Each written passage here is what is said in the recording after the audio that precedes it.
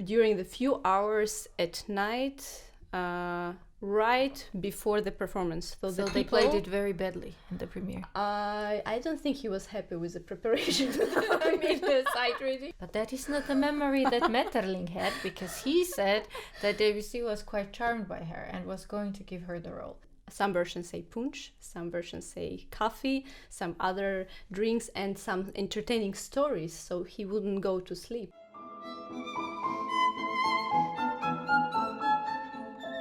Hello everyone, hope you're doing well and ready to spend some time with us. And you know, it's time for the newest episode of What's on Vienna, your immersive guide in the sometimes overwhelming world of classical music and arts events in the city.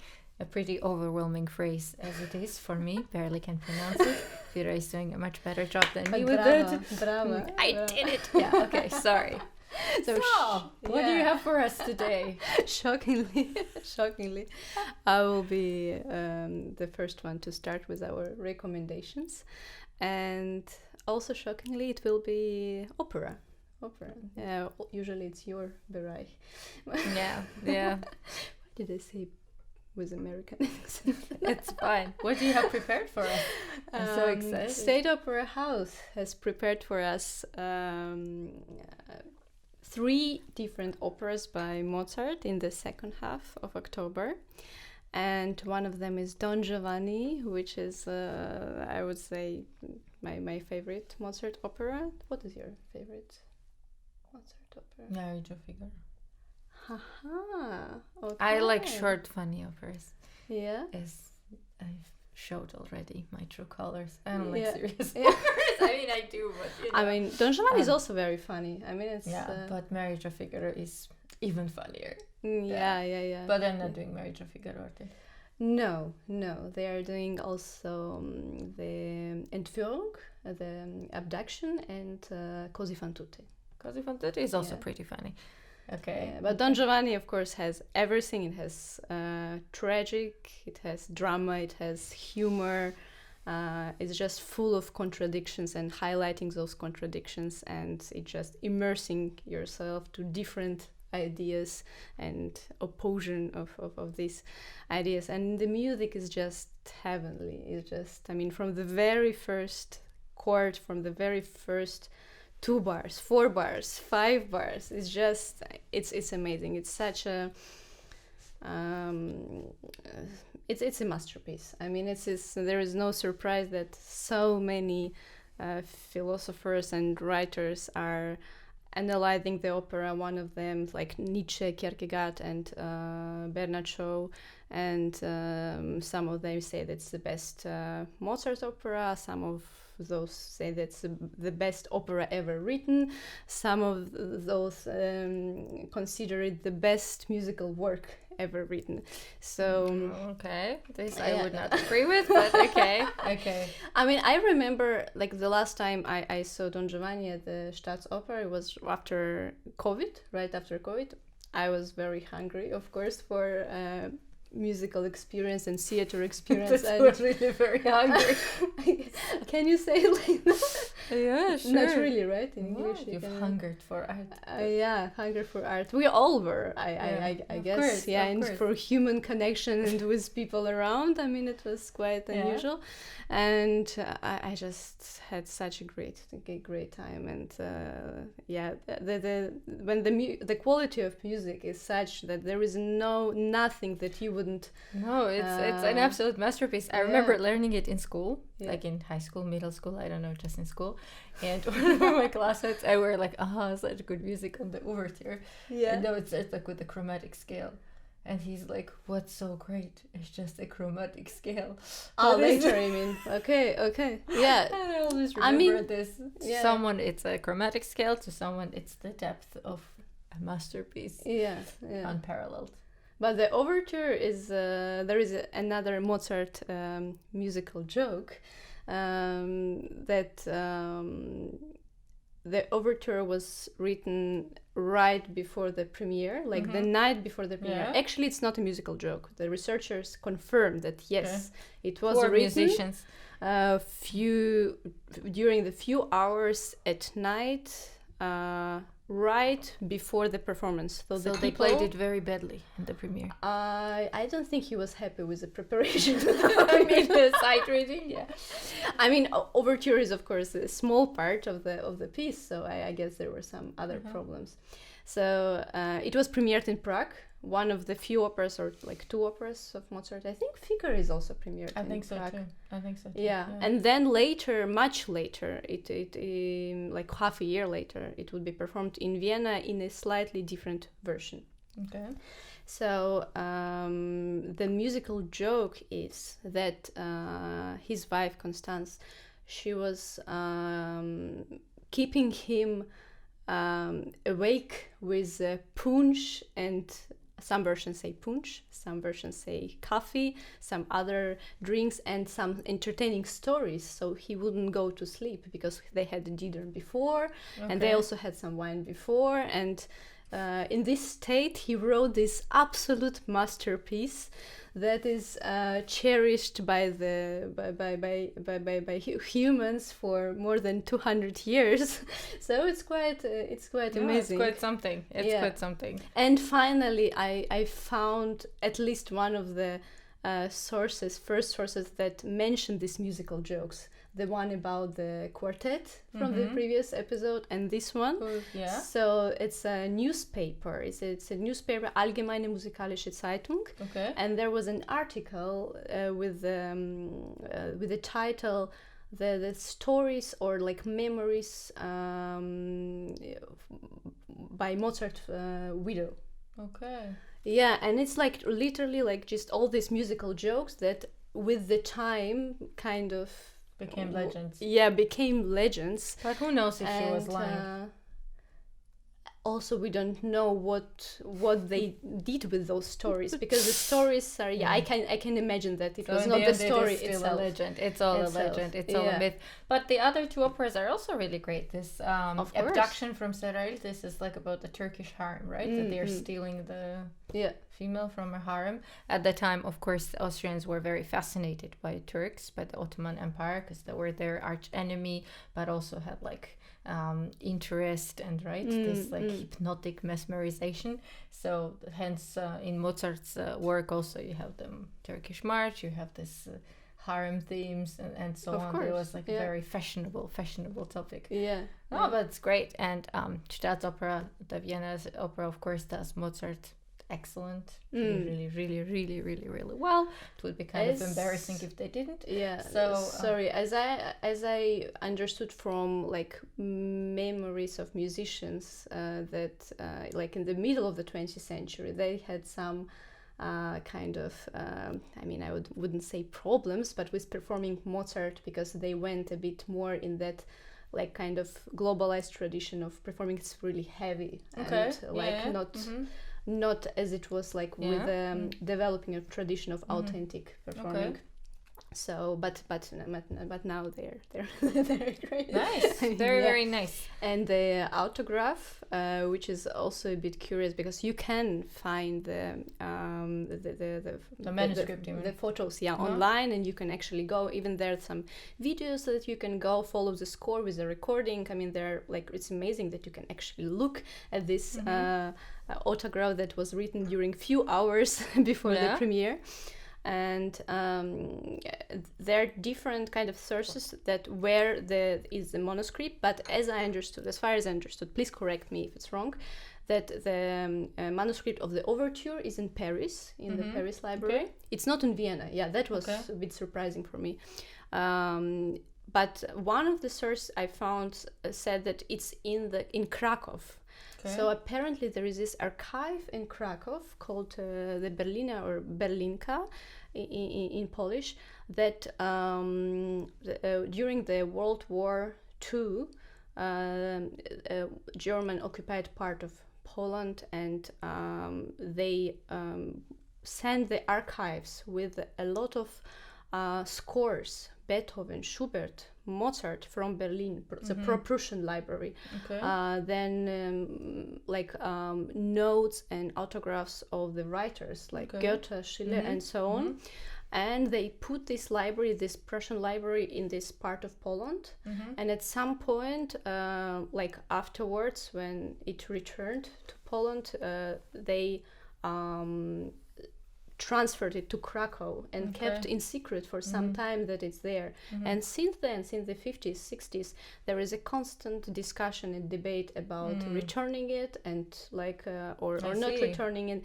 And there are some attempts, but of course Poland said that Germany destroyed so much art, like I think it's like 20 billions, like the costs, kind of approximate cost of destroyed, so it's kind of a war reparation, but there are different views on that. And I think the last time Germany tried to kind of renew this dialogue was in 2014, when they gave as a present one like artwork that they I think Germans stole during the war, so it's kind of as a sign of a symbol of returning to this discussion. So, but some parts of some other operas are there in that archive. Like there are incredible things, but it's closed. It's just open for researchers. But I didn't know about this this archive, and there's so many works there.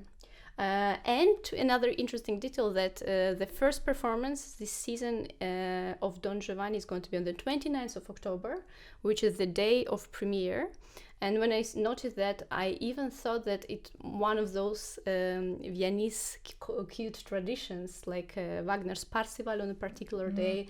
And but I checked, and it's not. It's just coincidence. So, but it's a bit symbolic. Nice.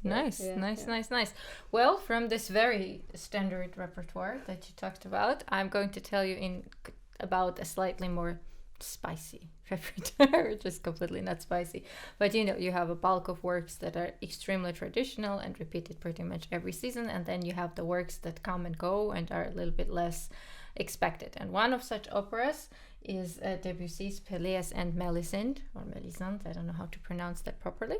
This is his wonderful creation, an opera that a lot of people adore and kind of follow around and try to find, like real opera, crazy opera lovers and goers, they will travel to catch this opera.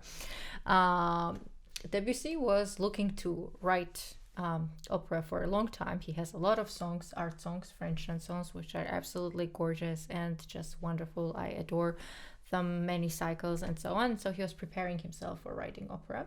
At the time, Wagner was a huge influence in Paris amongst the intellectuals. His importance, his influence was like spreading also amongst musicians, and Debussy was very worried that he would fall under the influence of Wagner when working on an opera. And he was for a very, very, very, very, I will say it many more times to emphasize the importance, long time looking for subject matter that he could use as a story, and he felt very uncomfortable with the writing of a lot of other works. He had a couple of attempts that have failed, and then finally Maurice Maeterlinck was becoming extremely popular as a writer at the time, and he had written a play called Pelléas without Mélisande, I don't know why, and Debussy absolutely fell in love with the work, and he decided that this will be his opera. He himself reworked the text into opera. Like, he did not use a librettist, he didn't actually have a libretto, he did not make a poetic version of the text, so he just used the text from Maeterlinck himself. And this started a long tradition of many other composers who have followed him. We've discussed this also on the podcast previously, like Richard Strauss. He was really the first person to open this door. For that, he traveled to see Maeterlinck in Belgium, and he lived in Ghent, I believe, to get his permission. And Maeterlinck really was charmed by Debussy, although he admitted he knows nothing of music, he doesn't understand it. Interestingly enough, on that same trip, before visiting Maeterlinck, he showed some of the excerpts, because he had already started working, to Issei in Brussels, and then he traveled to Maeterlinck. So that was arranged, that worked beautifully, and Maeterlinck gave him like a written agreement. They had like a contract, you would say, of sorts, that Debussy is allowed to do everything with the text. This is a very important part, because once Debussy was done with the work, it turned out that Maeterlinck's partner, that's why I don't understand why he said he doesn't understand anything about music, his longtime partner, and I would like to read the name, her name was Leblanc. She was a singer, and they assumed she would sing the role of Mélisande. But Debussy said that she was a horrible singer and that she even spoke out of tune. But that is not the memory that Maeterlinck had, because he said that Debussy was quite charmed by her and was going to give her the role. And then they never discussed this arrangement of who was getting to sing what. And then Maeterlinck found out from, I think, already the premiere sheet that it's going to be a completely different singer whose name is Mary Garden, very important, famous performer of the role. And he was extremely angry and he sued Debussy. They had the whole fight. And Debussy had this written document which gave him the legal right to do whatever he wanted. Yeah. So Maeterlinck had absolutely no way of controlling it. And then Maeterlinck did see the play, I believe, after Debussy's death, and then he wrote, and he said that he admits he was wrong and Debussy was right. This was like one of the things that he wrote. But you know what? After that story with Chausson, I don't know. I trusted less Debussy on his real, like, how do you call it, the being reliable, like with maybe. But then there is also memories. I thought that's interesting for me as a performer myself to read how different composers worked with musicians, because we get to do that from time to time, and it's always fascinating, and everybody has a very different personality. Debussy was a control freak, and all of the singers and musicians hated him, basically. Yeah, so he's very annoying and like a dictator and like very specific, and they really didn't seem.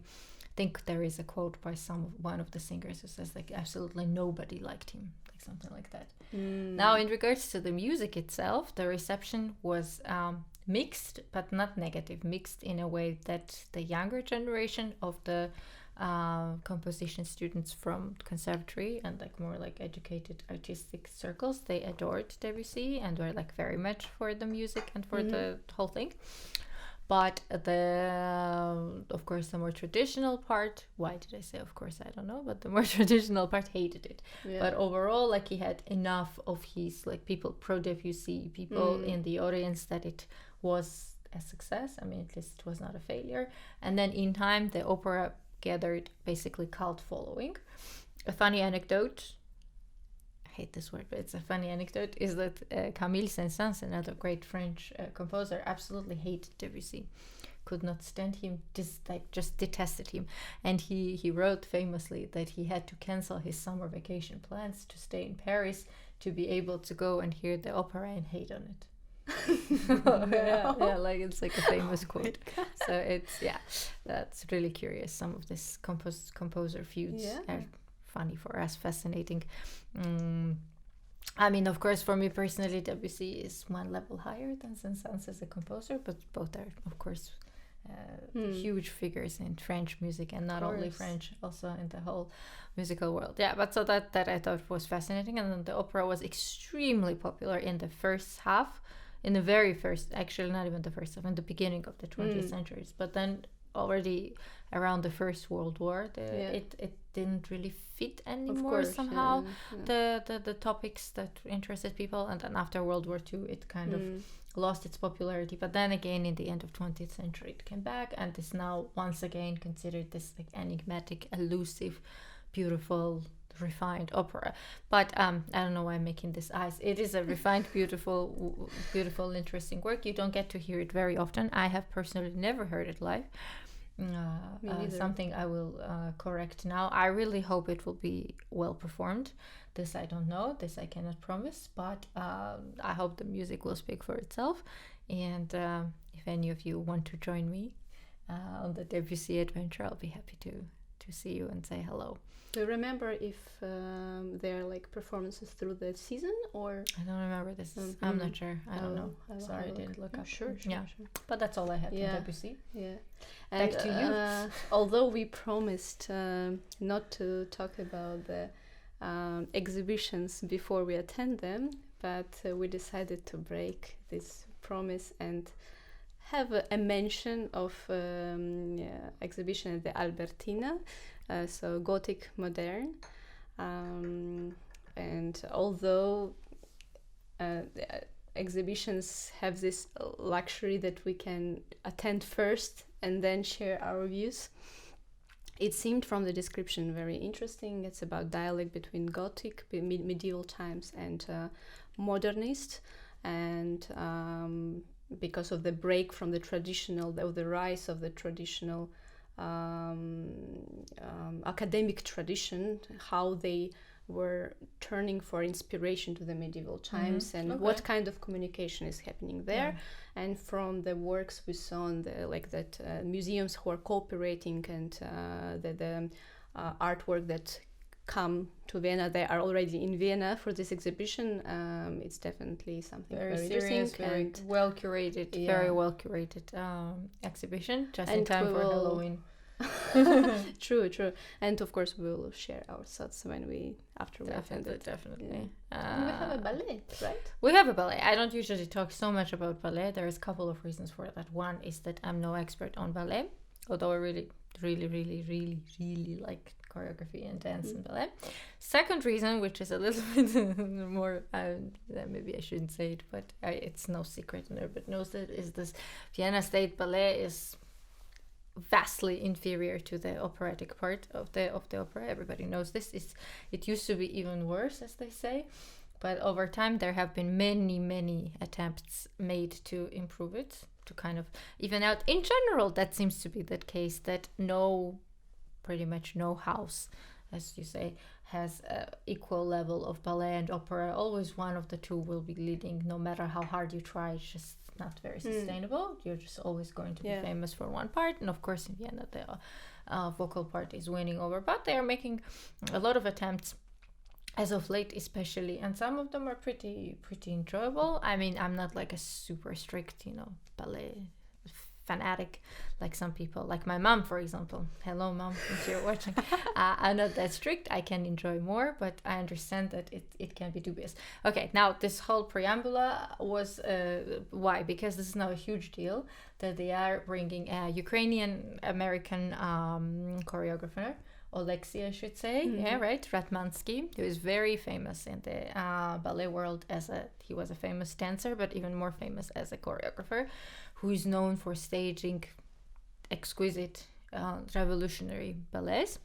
And he grew up in Kiev, then he studied in Russia, he did a lot in Ukraine, but then even more in Moscow at the Bolshoi Theater in St. Petersburg, and then, not in the least due to the whole political things and so on, not to discuss that any further, he moved to the US and is the choreographer at the I think he moved to the US even before. Much before. So he is very inspired, very unique, really groundbreaking choreographer. And this ballet that I'm going to read the name of, and I hope I'm pronouncing this correctly, Kallirhoe, because I was not sure how to pronounce it in English. I know this is how you pronounce it in Georgian. My native language might not be the same in English, but Kallirhoe, based on ancient myths, is his ballet that he produced in 2020, I think, so it's relatively new. It was staged in New York, and this is the first European premiere, and they are making a lot of shows. So after the premiere, I believe it's on 18th or 19th, we'll describe below exactly when it is. There's a lot, like throughout the season. I think there's like 10 plus shows, because I think the expectation is that people will actually travel to see the ballet, because it's a huge deal for the ballet months, ballet world people. It's a really big deal, because he's bringing this fantastic, innovative choreography. The music in ballet, of course, extremely important part, is by the great Armenian composer Aram Khachaturian. I did not quite understand what music of Khachaturian he's going to use. But just music of Khachaturian? I think it's just music of Khachaturian. I think it is. I saw another composer. You did? Okay. I don't know. Contemporary composer. Maybe I'm wrong. I know that it was arranged. And what I saw is that at least in part it is Khachaturian's music for his ballet Gayane. But I am not sure if it's only this music or if there is more. From my understanding, it's only Khachaturian's music. I could be wrong. But it looks very interesting. If you are under 27, Staatsoper gives you the opportunity to also attend the open dress rehearsal. And there is also going to be an introductory talk couple of days before, not on the day of the show, a couple of days before the show, which I might also attend, because it really sounds interesting, and he sounds like a really very inspired, unusual, interesting person. I've seen 2 of his ballets that he staged, and apparently those were some of his first works, which I didn't realize, for the great Georgian ballerina Nino Ananiashvili. He did, one was called, I believe in English it's called The Dreams of Japan, and another one was like The Charm or the Beauty of Mannerisms. The translations might not be correct, and those are mini ballets. I think they were like shorter works that were just excellent. But that was like 1,000 years ago, because it was like at the beginning of his career, and since then he has established himself as a huge name. So if you are into ballet, if you are curious, if you're interested to see something more innovative, maybe more edgy, more American style, New York style, this is a place to be. I will go to one of the shows, because there's, like I said, a lot, so hurry. Yeah. Nice. Should we talk about Kurtag a tiny bit? Yeah, now review portion of the episode, which we haven't done in some time, I believe. So so we announced that we would be attending the Kurtag opera from the Partie, based on the Samuel Beckett work, and we did go. And now Vira wants to talk about it. Not just me. You don't want? No, you don't want Sure. We had very different impressions of the first time. Was very different. Vira being the extremely dedicated art lover. I'm a lazy one. She's dedicated one. She went to watch it the second time, which probably I should have also done. But no. But there was one particular reason for that. So when we went for the first time, my place was in the way that I couldn't see the most of the performance, because the staging was the way that I could see 2 characters who were very important, but they were just I would say like 30% of the whole thing. So the other 2 characters, I couldn't really see how they were performing. I could, of course, like musically, and I could hear very acoustically. There was great place. But I couldn't see, and that made a very big difference to my impression, because music, I mean, obviously, very. You can see the stage. I mean, I could see a lot of the stage, but not somehow the staging was part, like you know what. So basically, like for you, it was it was extremely funny, the whole performance. It was quite comical, but also based on the text, I saw it's of course it's tragedy, but it's like so tragic that it becomes like basically a farce.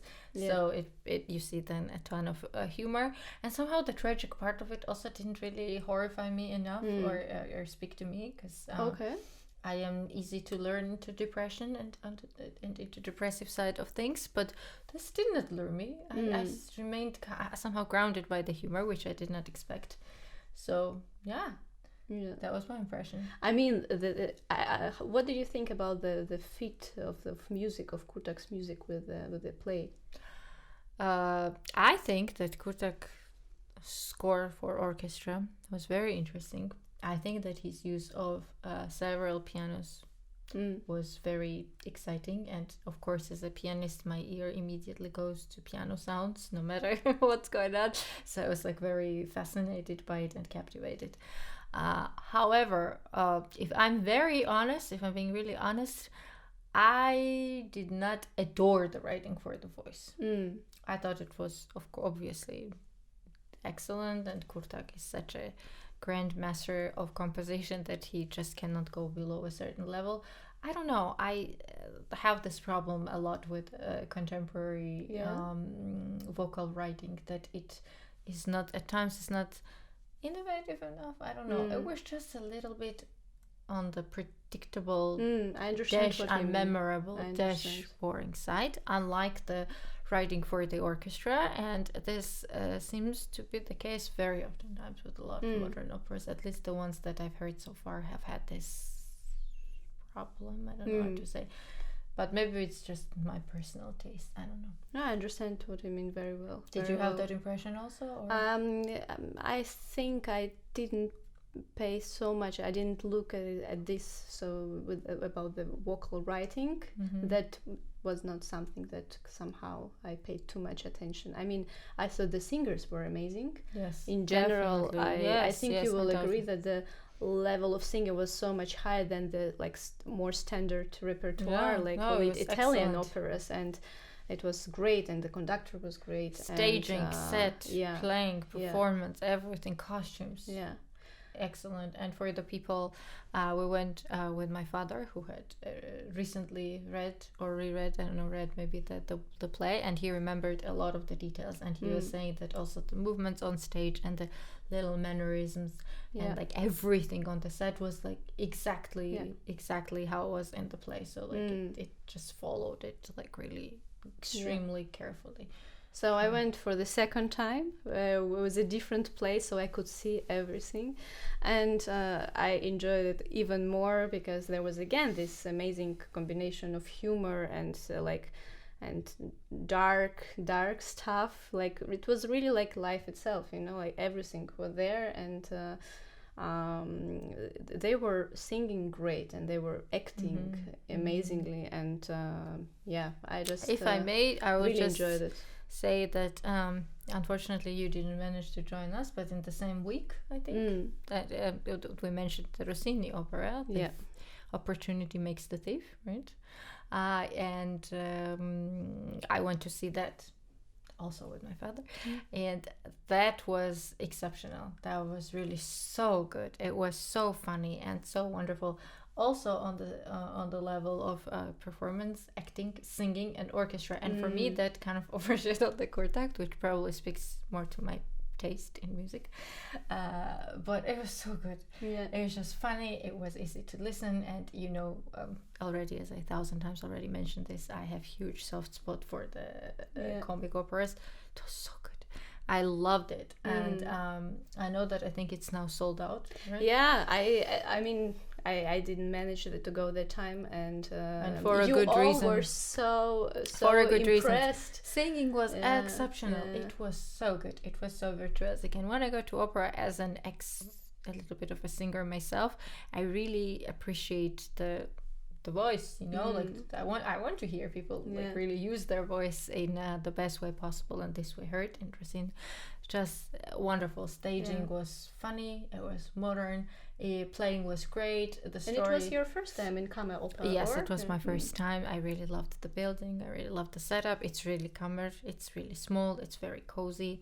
The audience is still even more different than at the Staatsoper, even more like Viennese, you know, like strict people. But it was just excellent. It's just, that was exactly what I want to hear when I go to opera. Fantastic singing.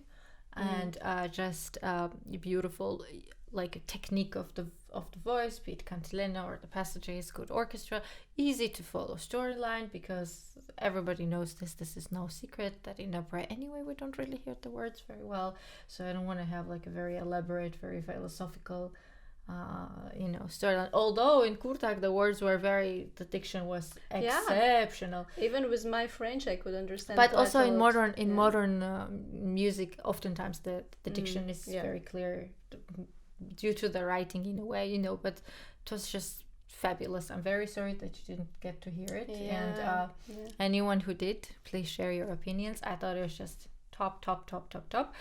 Gave me a desire to go to one of the next things in October, November. I forgot. Doesn't matter. I will tell you. I will not keep you in the dark what we decide to go to. So I think we really talked a lot today. Yeah, so it seems like. So I think it's time to let you go, to say goodbye. Thank you for spending this time with us, and as always, like, subscribe, share your thoughts, be with us. We really appreciate it. We really like it, and we'll see you soon. Yeah, thank you for watching. Bye.